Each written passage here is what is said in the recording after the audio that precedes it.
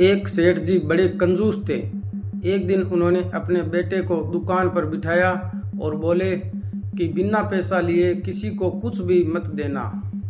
उनके जाने के बाद एक संत आए जो अलग अलग जगह से एक समय की भोजन सामग्री मांग कर लाते थे। उन्होंने लड़के से कहा, बेटा जरा नमक दे दो। लड़के ने संत को डिब्बा खोलकर एक चम्मच नमक दिया। सेठ जी आए तो देखा कि डिब्बा खुला पड़ा था।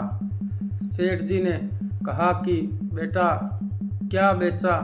बेटा बोला, एक संत जो तालाब पर रहते हैं उनको एक चम्मच नमक दिया था।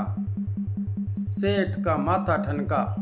वो बोले, अरे मूर्ख, इसमें तो जहरीला पदार्थ है। अब सेठ जी भागकर संत के पास गए। तब तक संत भोजन बनाकर भगवान का भोग लगाकर खाने की थाली लेकर बैठ चुके थे। सेठ जी दूर से ही बोले, महाराज रुकिए, आप जो नमक लाए थे वो नमक नहीं था बल्कि एक जहरीला पदार्थ था।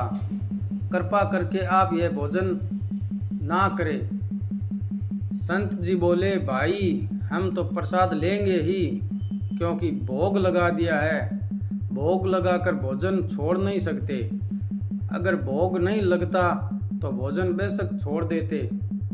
यह कहकर संत ने भोजन को प्रसाद समझकर खाना शुरू कर दिया। सेठ जी के होश उड़ गए। वो रात भर वहीं बैठे रहे। सेठ को रह रहकर यह चिंता सता रही थी कि अगर संत को कुछ हो गया तो बड़ी बदनामी होगी। रात में अगर तबीयत बिगड़ी तो कम से कम वेद को दिखा देंगे। सोचते सोचते उसे नींद आ गई। सुबह रोज की तरह संत उठे और नदी में स्नान करने लगे। सेठ जी ने कहा, महाराज तबीयत तो ठीक है? संत बोले, भगवान की कृपा है। इसके बाद वे पूजा के लिए मंदिर चले गए।